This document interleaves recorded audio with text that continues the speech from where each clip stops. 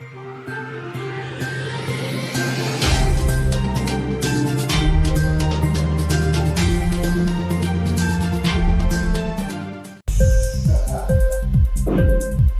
TV prime time news కి స్వాగతం.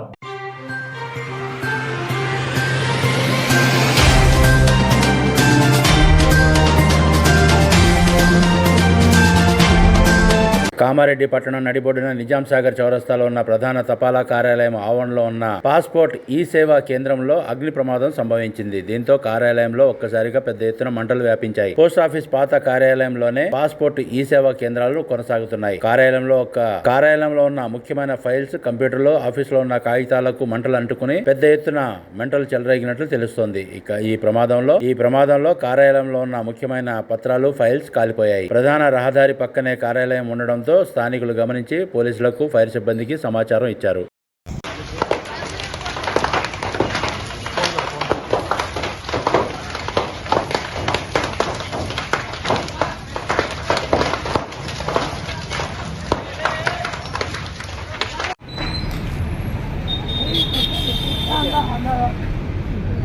ఇప్పుడే నిలబడము ఎక్కడ పొగెళ్తుంది.